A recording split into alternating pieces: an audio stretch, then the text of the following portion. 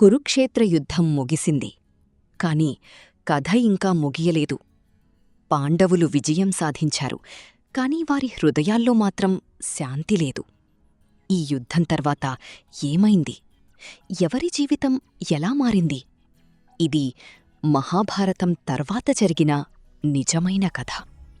మహాభారత యుద్ధం ముగిసిన తర్వాత భూమిపై ధర్మం విజయం సాధించింది. కాని ఆ విజయం శాశ్వతం కాదు. ఎందుకంటే కాలం ఎప్పటికీ ఒకేలా ఉండదు. శ్రీకృష్ణుడు ద్వారకలో శాంతంగా జీవిస్తున్నాడు. అతని ముఖంలో ఒక దివ్యమైన ప్రశాంతత ఉంది.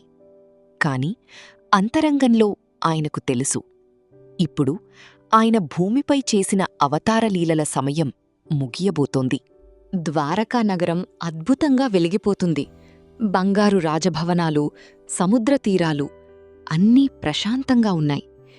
కాని ప్రకృతిలో మార్పు ప్రారంభమైంది. ఒకరోజు అకస్మాత్తుగా సముద్రం ఉగ్రరూపం దాల్చింది. అలలు ఆకాశాన్ని తాకేంత ఎత్తుకు పెరిగాయి. ద్వారకా నగరం క్రమంగా నీటిలో మునగడం ప్రారంభమైంది.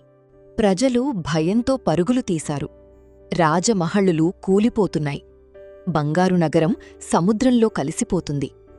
కాని శ్రీకృష్ణుడు ప్రశాంతంగా ఉన్నాడు. అతను అడవిలోకి నడుచుకుంటూ వెళ్ళాడు. పక్షులు మౌనంగా మారాయి. ప్రకృతి మొత్తం నిశ్శబ్దంగా మారింది. అప్పుడు ఒక దివ్యకాంతి ఆయనను చుట్టుకుంది. మెల్లగా ఆయన భౌతిక రూపాన్ని విడిచిపెట్టాడు. ఇది భూమిపై శ్రీకృష్ణుని అవతార ముగింపు.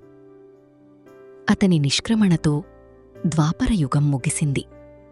కాలచక్రం మెల్లగా తిరిగింది. మానవ చరిత్రలో కొత్త యుగం ప్రారంభమైంది. అదే కలియుగం. కలియుగం మొదలైన వెంటనే ప్రపంచం మారడం ప్రారంభమైంది. ధర్మం క్రమంగా తగ్గిపోతోంది. అధర్మం పెరుగుతోంది. మానవులలో లోభం, కోపం, అహంకారం పెరుగుతోంది. సత్యం కంటే అసత్యం బలంగా కనిపిస్తోంది. అయితే అడవుల్లో ఋషులు ఇంకా ధ్యానంలో ఉన్నారు.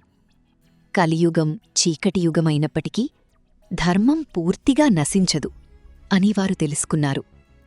చిన్న దీపం కూడా చీకటిని తొలగించగలదు అని వారు ప్రపంచానికి ఆశను అందించారు. ఇది మహాభారతం తర్వాత జరిగిన మార్పు కథ. శ్రీకృష్ణుని నిష్క్రమణతో కలియుగం ప్రారంభమైంది.